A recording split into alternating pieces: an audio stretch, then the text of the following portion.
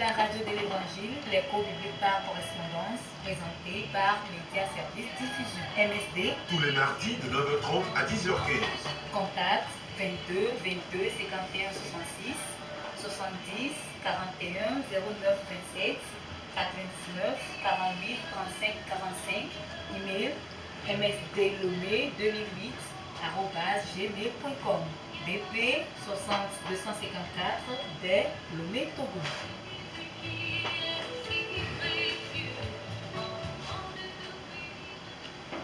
Novito dola lolo Radio JVA ben comme il est Radio JVA Jésus vous aime il est semia ben colère et mi le do buena mi le mia fofo Yesu Christo ben ko kwasi aji ke amesi ke ben comme il est syndiqué ya ele ni dogbe de lao Emmanuel pe diama awuja ben comme il est le mia be nu fiofio si ke so encore na be MSD Media Service Diffusion. MSD Media Service Diffusion. Kia mia dogbera. Fofo ma unu se on kata tomi de akpena. Sipo vi tomi do redi. Ela bena ega wonwe na mi. Eye gana ba gbegbogbo ga sumi asi. Ye amelveve sumi asi mi ba ido aji kuro. Ziale sike wenye do olata. Mi so do ada siome. Be wonto agaba so mi so wodo. Eye aga jira ejio kple susuwo do bena amesio kata ola gado to la papa wa kpɔ nuwe de le me agbe na gede wa me mɔkpɔkpɔ de na gede wa me nyɔnyɔ gã de na gede wa me gbɔgbɔ kɔkɔe va yi edzi le Yesu Kristo be ŋkɔme amen. Amen. Kia egbea mi gbale miabe enufiɔfiɔ dzi mi le ponupoku do emawu be ƒuƒoƒea be dɔdasi ke wo kpɔ ŋkume nɛ dɔdasi gã amene ye kpɔ ŋkume na Mawu be ƒuƒoƒea eye mi gblɔ be dɔdasi tutugba ele nyi be na Mawu be ƒuƒoƒea pe dɔdasi tutugba ele nyi avakɔ ekpɔ ŋkume nɛ be ela wɔ ava adelu vɔwo na Kristo evegua ele nyi dɔyɔƒe Mawu be ƒuƒoƒea eganyi dɔyɔƒe nenye bena owɔ ava yewo kplɔ amewo va vɔ la ehiã bena wola dagbe le wa ŋuti ta ebe dɔdasia evegua nyi dɔyɔƒe etɔ̃gua ele nyi ƒome Mawu be ƒomea enye ƒome nyuietɔ ƒome gãtɔ ke mi do la ʋli bena mianu eme vevie ɖe egɔme be funua ye dedie nɔnɔ gã ɖe nɔna nyi eye afɔdede nyuiwo tɔ tsã enɔna funu ke enegua ele nyi nusrɔ̃ƒe alo nukplaƒe enyi etanya gã ƒe dodo amenea ke mi ƒo nuƒoku do amenea ametɔa ŋuti va yi egbea mi le ƒo nuƒoku do enegua ŋuti enegua ele nyi nusrɔ̃ƒe alo nukplaƒe mi ƒo nuƒoku ɖe ŋuti mi gba le yi edzi nuke ŋutie mi le Mawu be ƒuƒoƒea ela nyi nusrɔ̃ƒe alo nukplaƒe o Mawua tutudo be Mawu wonyi ta egakpɔtɔ le tu mi do egale dzi bena miagaxɔ tutudo ne miadi ye ne miate sɔ ye be miate no zɔ ye be afɔdoƒe ke egbea enegua dzi ye mi le ƒo nuƒoku ɖo ke le etanya gã amenea me emi gblɔ bena Mawu be ƒuƒoƒea ele nye tutudo teƒe alo nusrɔ̃ƒe mi la kpɔ be nuke ŋutie mi le gblɔ be Mawu be ƒuƒoƒe alo Mawu be awomea enye nusrɔ̃ƒe alo nukplaƒe do nuke ŋuti mi le gblɔ nenea ele nyi bena oyɔ Mawu be nusrɔ̃ƒea alo do dɔ asi nɛ bena ela fiɔ dziƒo nutome be dɔɖasiwo dukɔa ela fiɔ dziƒo be nya Mawu be nya dukɔa eka Mawu be ƒuƒoƒea gbogbo ɖe eye wola fia nyɔnuwo afia ŋutsuwo bena woawo tsã woate yi edoa dzi eye toa dzia dukɔa kpata la zu Mawu be nusrɔ̃la Mawu be nusrɔ̃la alo Yesu Kristo be nusrɔ̃la eye le ŋua mea mi le gblɔ bena dope gangan amandrin ele edua edude pepe jibe na ela wododo eduaji ke dope gan amandrin wa alo tepe amandrin wa ke mauchan alo ele dude pepe mebe ela wododo eduajia tutugba ele nyi pome evegwa ele nye maube ha evegwa ele nyi maube ha etogwa ele nye jidudu ke ele duame yele edu akpata jita mes edu akpata le jidudu abe poplote ye etogwa ele nye hehe nana amesi enegwa ni hehe nana merci enegwa ele nyi hehe nana pe ne oji amegbeto kwa ehi ameleke la no sile mutila medwa ehi abela sile susu mecha eski abela sile enonome ehi abela sile emode pepenu ta hehe nana echa elevevere atongwa ele nyi atongwa ele nyi eganyaji kpola eganyaji kpo tepeo eganyaji kpo tepeo eganyaji kpo tepeo wa emado tepe vovovovo emado ajobe nyawo me egbanyimado enu ona o ke elakpere mianti le eduame nuzazao pe gome eye adegwa ele nyi nyakakaha echa ele bebere ke nyi ewonado de eduaji ye adregwa ele nyi kametete be nyao gbo kametete be nyao kudo alonu do asinu do be nyao gbo enyo mia yejileke shale shike mama pompo kuro missiontila nu shike nyi tame susuna yehowa mau va anyigba jila nyi bena mi heyi nyao yebe dukon katan ani nu son la we mi heyi nyao yebe dukon katan ani nu son la mia po nya tara shile mateo pa gbanle eta blave vo nyi pipi we nyi so yede we vea emi akpo enya siale yesu be tame susu alon dodo sike wolo ehantira nyi bena ehala dula do totetele dukon oji ena be gbon be mi heyi nyao yebe dukon ani yebe nu son la o nu sikene nyi yesu pe didi na yebe dukon na be va Israel nyi gbandi la ewo nu sio katan ne Israel viole wapa nyi gbandi mi pe de shidoa amesikene pe di la mi pe de shido be capital enyi mi po de shido be na no petro la edanado alo edoklo la enye amesugbon le bible me la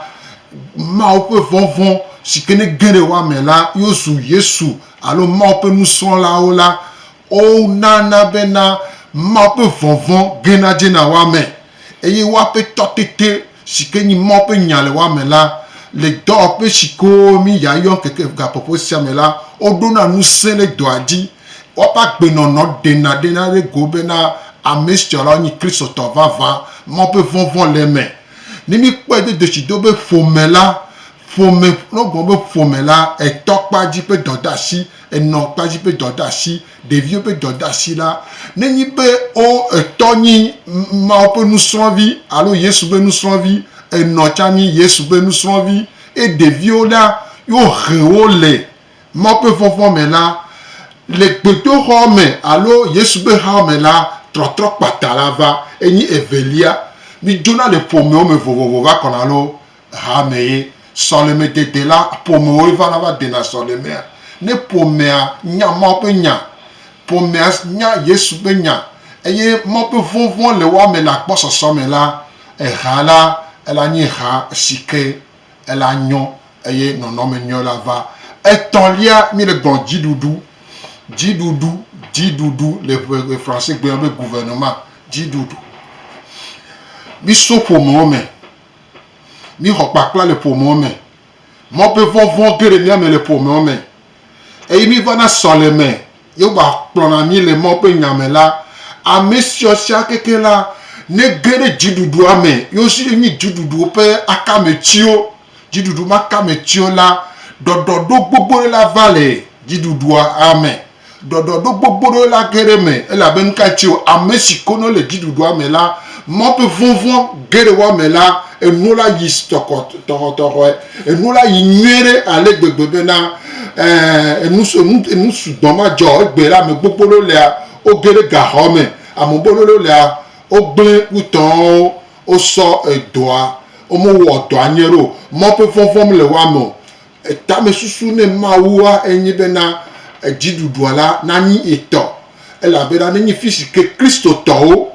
wole dziɖuɖua me le agbɔsɔsɔ me la mawo ƒe ŋusẽ aɖe ɖe go enuwo la zɔ nyi ɖe sɔ yi dzi la enelia enyi hehenana ena bena woɖo gɔme ɖo skuluwo woɖo skul kɔkɔwo woɖo skul dengɔwo sɔ fiɔna enu si ke agbetɔ la va nyi le eƒe mɔzɔzɔa me kpɔ ɖe nu ku ɖo nu katã hehenana la mikpɔ bena le skul alo nuƒlaƒe gbogbo le gbea la wole fiɔ ame si ko hena ga lo ale si ke wowɔna dɔ ɖo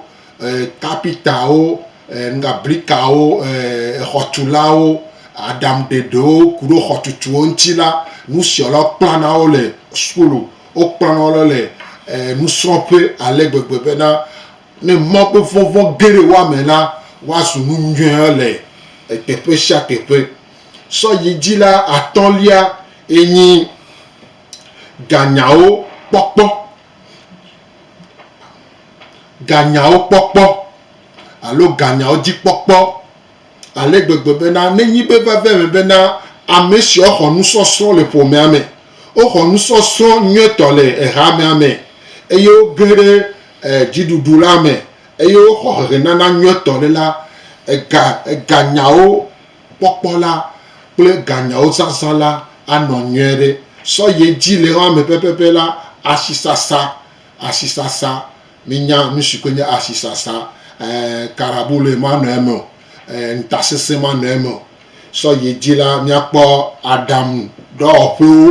aɖaŋudɔwɔƒewo fi ke wowɔna woɖena aɖaŋu le sɔwɔna enuwo trɔna atikutsotso wozuna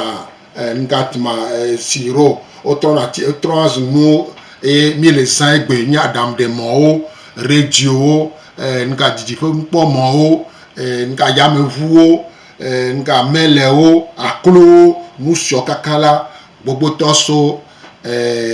aɖaŋudɔwɔƒewo hamehame ne nusiɔ ye ameawo woxɔ kpigbɔba dzi mɔ ƒe vɔvɔ ge ɖe wo me la miakpɔ nusugbɔ le teƒe sia sɔ yi dzi la nyakaka wɔƒe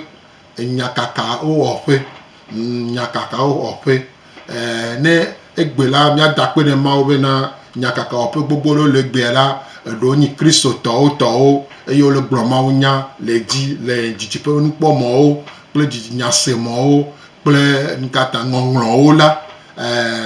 kristotɔ gbogbo ɖewo le ge ɖe megbea eye wole wɔ nu si ke ne dzia sɔ yi dzi la miakpɔ kametete gbogbo ɖewo le gbea kametetewo sugbɔ zã duƒuƒu bɔlƒoƒo nukate ma enuwo le me gbagbagba zã eye le wa me pɛpɛpɛ la amadrea me la mikpɔ alɔŋdɔwɔlawo nenyi alɔŋdɔwɔtɔ ya mɔ ƒe vɔvɔ ge ɖe me le agbɔsɔsɔ me la mekpɔ de desido be gbe la karabu ɖe kudo ŋdrawɔwɔ manɔ alɔŋdɔwɔtɔwo gbogbo ɖo gbea nukatema telawo nutɔlawo kapitawo agbedewo xɔtulawo nɔnɔme vovovo kutɔ sia la gbogbotɔ le gbea la mɔ fɔfɔ le kem le wa me dzra no sɔ dɔ ne ɖewo ga ɖe me wa enu sugbɔ dzɔna eɖe sɔfia be ame ya mɔ ƒe vɔvɔ le mele me o ne mɔ ƒe vɔvɔ le wo agbeme la no sɔm nɔ bena wono tɔn la ala ke ɖe enua ŋuti ala wɔ nye ɖe dzi la dzɔ amewo kristotɔ gbogbo ɖewo lea wole alɔŋdɔ sia me gbogbo ɖe vɔa ŋuɖe sɔfia bena mɔ ƒe vɔvɔ le wa me o ewɔ ŋdizi ŋtita mi le do ŋusẽ bena ɖe nu si ke Yesua di be ne va la míadze agbagba bena ne su mía si mia dzagbagba be ne su mia si bena ɖe le ego ne ama adre sia me la enu yaya elabe teƒe sia teƒe si ke Kristo tɔ le la eɖo la ʋẽ lilililili eɖo la ɖe sɔ fia be enyi mɔ ƒe nusrɔ̃la eɖo la ɖe sɔ fia bena mɔ ƒe vɔvɔ le me eɖo la ɖe sɔ fia be mɔ ƒe ŋusẽ le me yeƒe nuƒoƒo yeƒe nyakpɔkpɔ enyawɔwɔ kutɔ la ɖe sɔ fia nu sia nyi Mawu ƒe tame susu si ke sɔ to Yesu Kristo dzi sɔ ɖo ha ye bena ɖe mianyi yeƒe nusrɔ̃lawo ena be gblɔ bena mi xe yi miawɔ ebe dukɔwo nusrɔ̃lawo ye dukɔ sia la woawoe nyi eduwo ƒe nuɖoanyiwo keke be mi hlẽ va Yesu sia ma adrea bena ele veve ɖe na Mawu ele veve ɖe na Yesu Kristo ke ne va ku le mia ta kɔ eƒe ʋu la li eye sɔ nya de asi ne mi bena ɖe miawɔ eƒe dukɔ la egbe la ɖe nyabiɔse nyi bena dukɔ sia dukɔ la ɖe wonyi nusrɔ̃lawoa wonyi nusrɔ̃viwoa ele veve ɖe na Mawu ƒe didi nyi bena ne nenema me nu siawo ve me pɛpɛ la manya ela nya kpɔkpɔ vɔ mi kpɔe de dosi do bena ku ɖo nu sia ŋuti la abosam hɔndriba ege ɖe nua me eye egbe la nu si ke mi le kpɔ le dɔwɔƒewo nu si ke mi le kpɔ le hamea me mi le kpɔ le ƒomea me ɣenana asisasa kple eganyawo kple aɖaŋudɔwɔƒewo kple nyakakalawo kple kametetewo kple alɔŋdɔla Mawu ƒe asi le me la mi la kpɔ dzidzɔ miakpɔ be paradiso la nɔ anyigba dzi eya le veve ɖe na Mawu bena Kristo tɔ ɖo la ɖo ŋusẽ lo eƒe doa dzi aɖe doa ƒe gɔmesɔfiɔ kple lɔlɔ kple Mawu ƒe amenuveve ema nya ela nya kpɔkpɔ ŋuti ta mi wɔ susua bena ale si ke mete va me la wɔa mi ƒonuƒo misɔ dza ku ɖo abrotsigbea si ke nyi Frenchigbea emi ƒonuƒo ku ɖe ŋuti la egbe la mi be miawɔe le miade gbe me ne amewo na se gɔme ke va me vɔa mevɔ na mi o miabate atrɔ asi ɖe ŋuti bena miava nyi nu ɖe le miaƒe dɔwɔƒewo la eŋuti ta mi wɔ ɖoɖo bena ne la va me la mi ƒo le miade gbe me nka Frenchigbe me bena mi yɔ be Mediaset Division cours biblique par correspondance enusɔsrɔ̃ sia la ema lo akpa ene eye nusɔsrɔ̃ akpa me nea katã la esu blaeve-vɔ-ade ame sia ame ke ne sɔ nusɔsrɔ̃ sia so gbã kaka yi ɖe blaeve-vɔ-ade la eto Biblia me ehlẽ Biblia gbogbo ɖe ŋutɔ eye to gbɔgbɔ kɔkɔe ƒe ŋusẽ me la ame sia la ate nɔ agbe nyuietɔ le teƒe si ke lea me eŋuti ta enu siawo wɔe le ablotsigbe me mowɔe le ʋegbe me o vɔ ne ame ɖe ŋutɔ kpɔ bena yeakpe ɖe mia ŋuti miatrɔ asi ɖe ŋuti le ʋegbe me la emɔɖeɖe tsã le lo mɔɖeɖe le be miate trɔ nusɔsrɔ̃ blaeve-vɔ-ade alo miade gbe me ʋegbe me eye la ke nyɔ ela ke dɔ ame dzi ye ame si ke wohlẽ le ʋegbe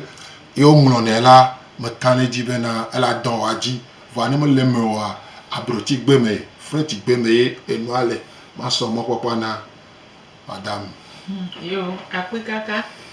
sigbele ke mi se enyawo fifia ele veve ɖe bena dɔɖasi be nye na Mawu be ƒuƒoƒea bena woawɔ dukɔa kpatã Yesu be nusrɔ̃lawo eye ne dukɔa nye Yesu be nusrɔ̃lawo la afi ɖe kpekpe ko lea wola no ƒonuƒo ku ɖo dziƒofiaɖuƒea be nya ŋuti alo wola no ƒotodo ku ɖo dziƒofiaɖuƒe be nya ŋuti egɔ be Mawu vɔvɔ la nɔ me o eye wola ƒonuƒo ku ɖo Yesu Kristo si nye mia de la ye de mia be dodo ŋuti elana bena enuwo kpatã elanɔ dodo nyuitɔa nu elana be lɔlɔ lanɔ dɔwɔƒewo elana be ŋutifafa lanɔ mia me elana be kaɖeɖewo elanyɔ ta ne keŋgbɛ mi la te nɔnɔnɔ me ŋuawoa ehiã bena mi do la srɔ̃nu le Yesu Kristo be afɔte eye ne mi srɔ̃nu vɔa mi la ge ɖe dɔɖasia me efiɔ be mi puedo ameko mi fionu chame wa ameko mi wo Yesu be nu sron la wa mi po nene be nu de wa me de wa chon o le ya le wa be do pe wa ba sisa pe wa apide pepe a o chon o la ido aji wa be nu fi o pe o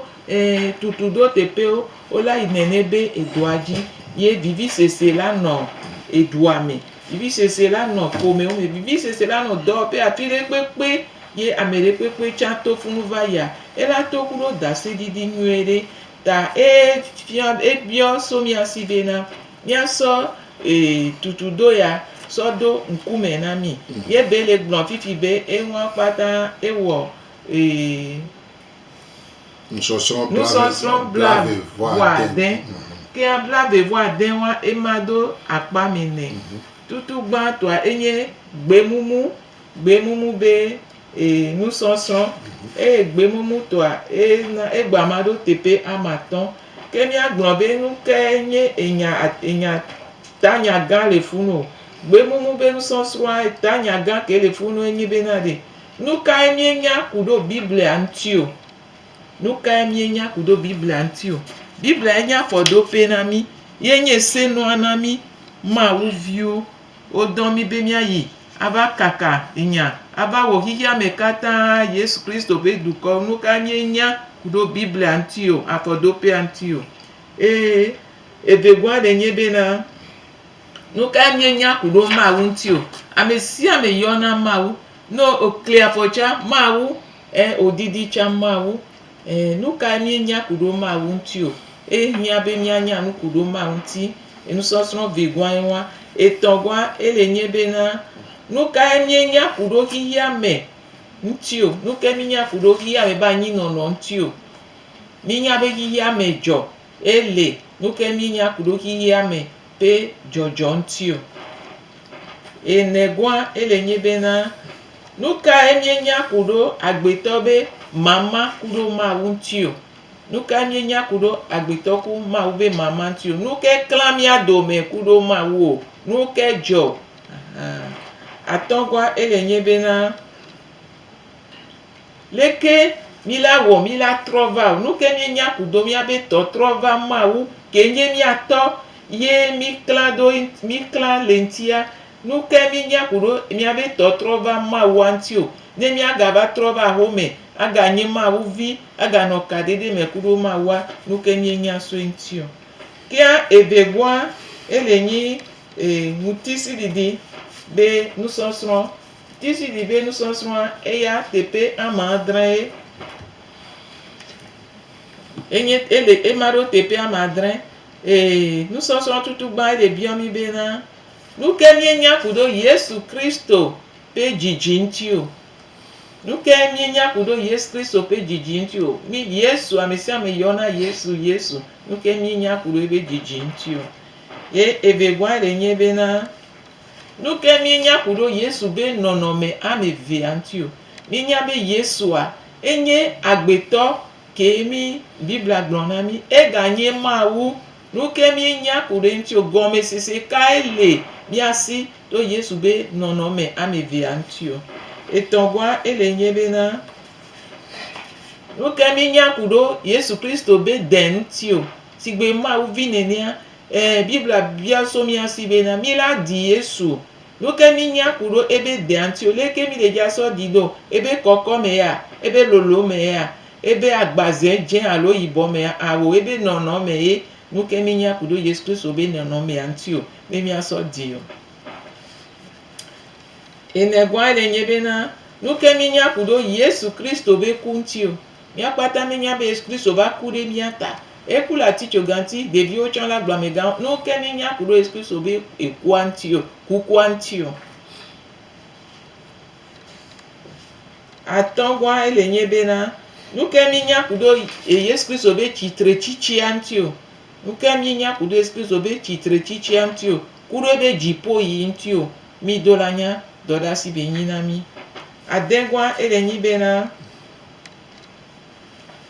nuke minya kudo gbogbo kokwe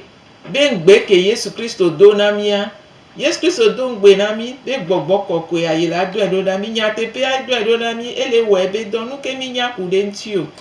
kudo ebe atikucheche ntio midola nya nupa egon bena oyo mi bena mi achekuye nuke mi nya kudo gbogbo kokwe be baba kudo ebe atikucheche ntio adregwa elenye bena nuke mi nya kudo Yesu Kristo antobe totrova ntio Yesu Kristo la trova mia kpata mi glona Yesu Kristo la trova nuke mi nya kude ntio kia tongwa elenye bena do ame tongwa elenye Rose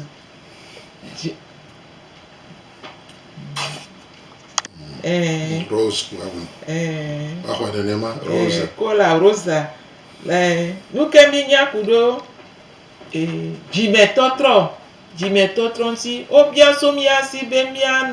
mi ano tro jime nkeke so nkeke gapopo so gapopo nuke mi se gome nuke gome mi se kudo jime totro ntio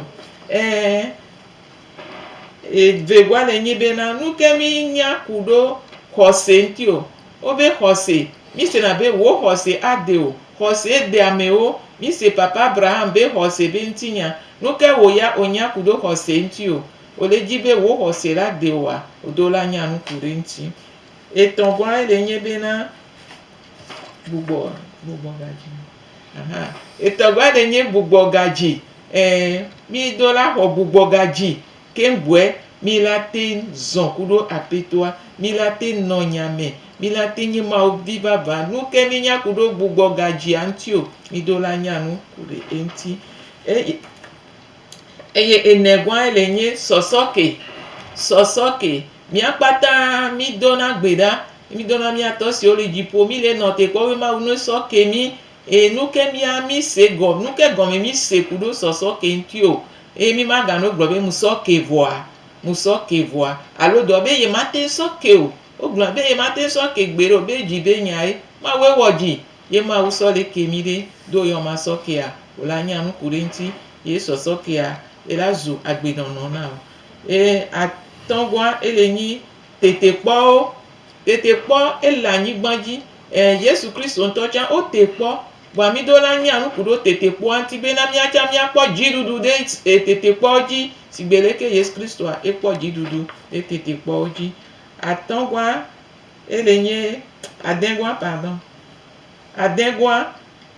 elenye miape dede kpɔkpɔ be kakariji mi do la xɔ kakariji kplikpa bena dede kpɔkpɔ su mi asi mi do la nya nu su kure ŋti ebi la nya be nyateƒe dede kpɔkpɔ su mi asi adregwa elenye gbɔgbɔ kɔkɔe leke gbɔgbɔ kɔkɔe la nɔ Mawu be vi be agbeme leke gbɔgbɔ kɔkɔe la wɔ dɔ le Mawu be vi be agbeme o leke gbɔgbɔ kɔkɔe la zɔn kudo Mawu vi o kia mi ponpo kudo Rose antivo kotia ke cha elenyi eblo ebe etanyaga elenyi gbedoda Mawu bia so mi asibe mi ado gbeda majujo mi ano gbedoda di majujo kia mi dola nya nu kudo gbedoda nti anya leke mi la do gbeda kudo ameke o cha mi la do gbeda do ata kudo gbedoda vovovovo ko le o le de alobia ma ton so le fion mi le fie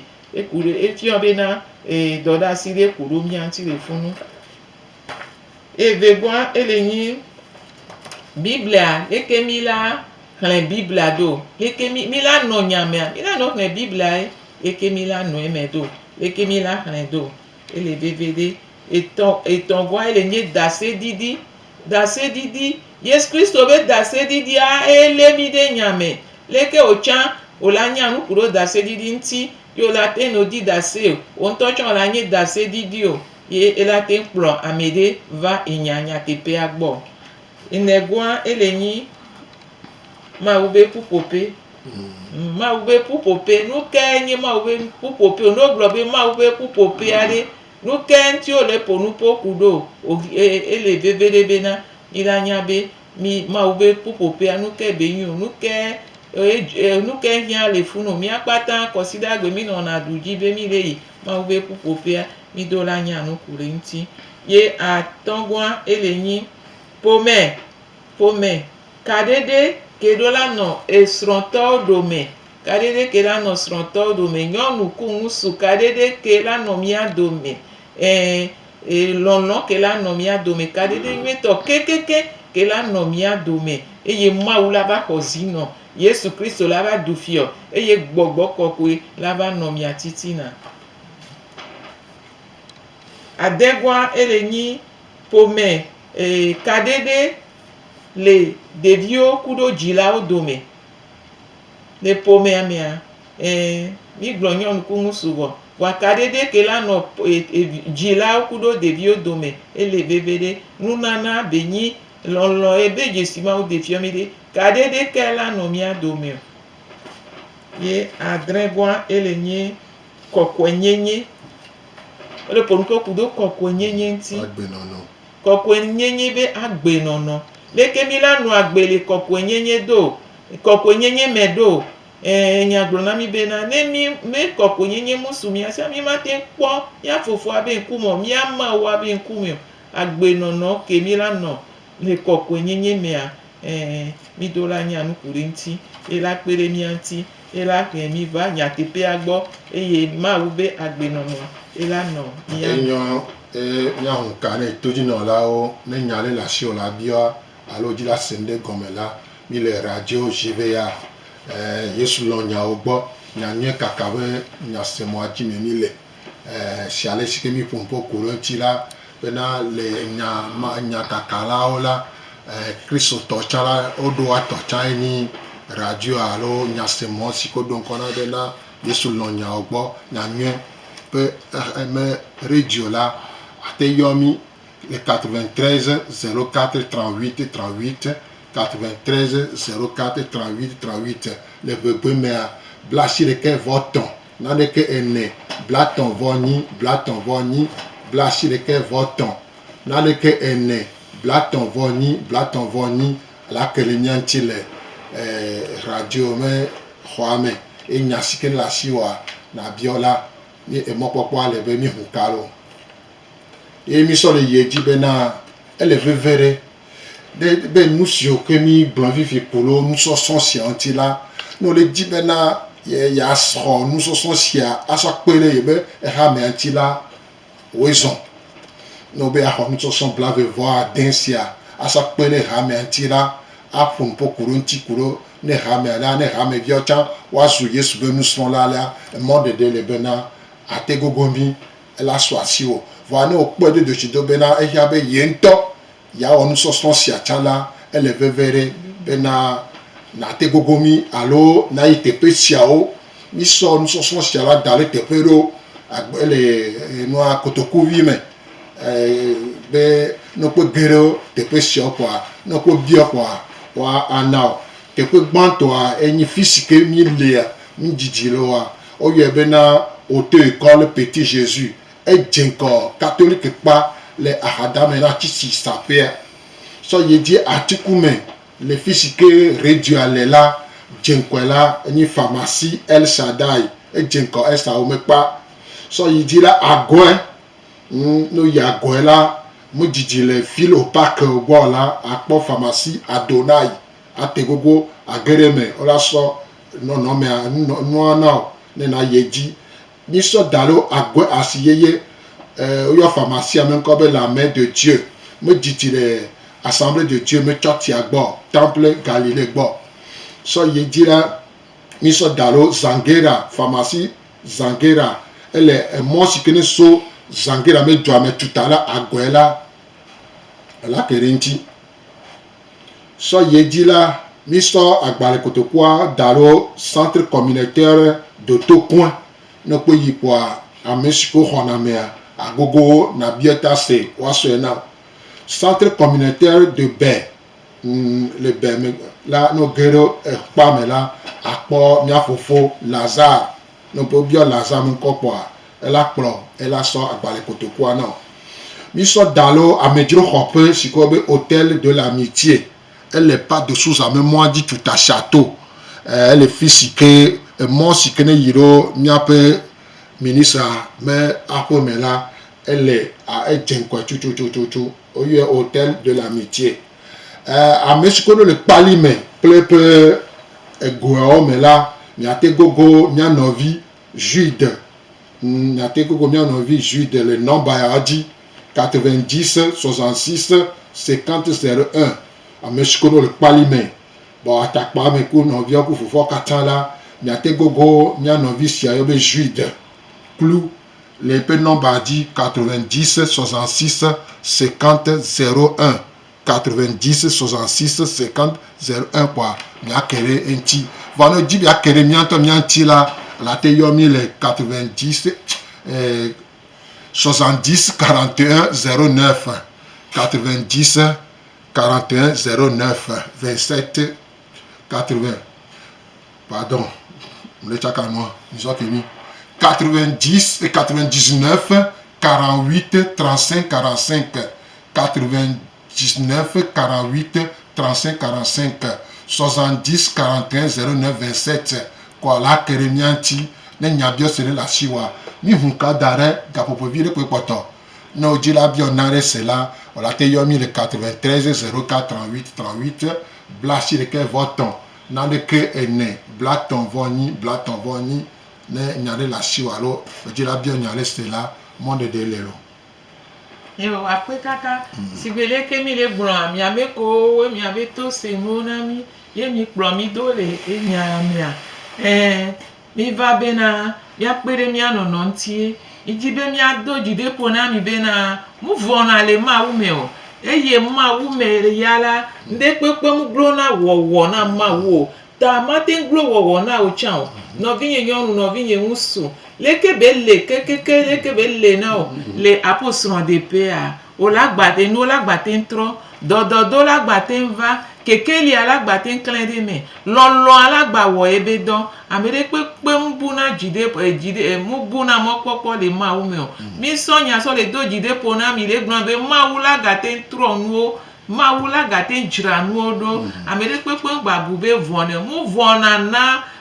na mi le ma u gbo ga ke mo le gbon be vona wa ma u ya esogbe la jebe do gome ta o le se mi apen kwa amenu be yin ma u de mo be asea ne ongbale zon asite na zon ne obu mo popo a tro ho mo popo o sronu ko doto ko jima u ma un to ela tro ela pere nti o ele gbe soso be na ya pere nti o gado me a e manya cha e wona mi ta ne ogbe site yo honu sonsunwa o la po be no pata la gba tro dodo gado me a ne ogbe site ye oho ohun ji ome ye oho jide ponyawa yo zonde jia o ma ula gbate ntronu e mo popo la gere me o jijo la va e mi la zon kaka la yinu ma wo le po mo na mi e mi ami sogbe donu ko mi nyele mo ba si me ka kene mi gogo mi a ma wo to la we la okeji atomi aji eye jijo popo la trova muti fa pa la trova le Yesu Kristo ben come enyo gapopo alili mi vo wa na mero jibe ya wele juta mu le Togo alo le Togo me jere la mi na te we pa poste no be awele pa posta la ngolo misia Média Service Diffusion, Média Service Diffusion, cours biblique par correspondance, BP 60 254, Lomé, Togo. Média Service Diffusion, cours biblique par correspondance, BP 60 254, Lomé, Togo. Voilà, nous avons Adam Demont, si vous internet, dit là, www.msd-online.ch www.msd-online.ch quoi autant la po gomele nous sur katame et autant la ni yesu be nous serons là-haut alors yesu même serons violé d'autres petits collègues là clo agbenono là anabena amere la po jijol pour maunti et ne agbenono trop là les d'autres petits collègues là mais il va y avoir vraiment unyayo amola po de chidobela ameya maupa meni maupe vieni ya problème mawado entita nya dogbera nya so potia dashini yo amao apwe e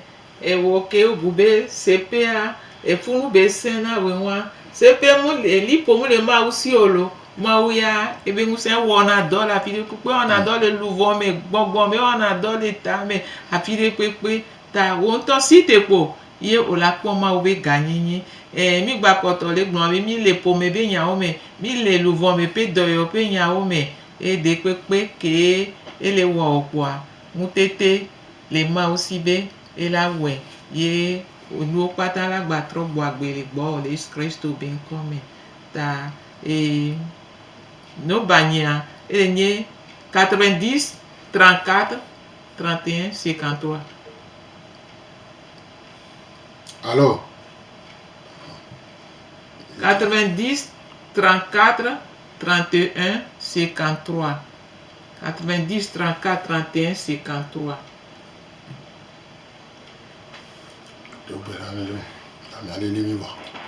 Ya ida pe na mi ya me ko odotomi ma o ba mi bebe no kuro mi ile gboso mi le gbe soso kasi aga mi ne mi ya mi ma unto elawe to mi apata ji le Yesu Kristo bi komi papa nous sommes kata mi de akpe na o fi ala mi do reji era be na o wona do la fi si afi eje mu obe na agaba de o to nyenye wo ganyenye wa me bebe fia le mo adam demo tepesia tomi aji ta papa mi a o mi wo wa mi nya be wo ya o mu to na te do wo yeji e na ga 3 si de jonti 3 si de susonti na nu gome se senyueto nu gome se ke po gome se o katata na bi o be na papa kekeri na ga klende amelebe agbeme mo popo na ga gede amelebe agbeme e vi o wa site wa ji o vi o wa site wa zon le ododo nu vi o wa site e wa zon le jijo me o nti fafa me papa mi de akpe na o mi ga so do pe ada si o me be na wa si ne no do la patanji be na wo do na pongo gbe yi ibi o nti fafa na togodo apata le Yesu Kristo ben komo. Amen. Amen.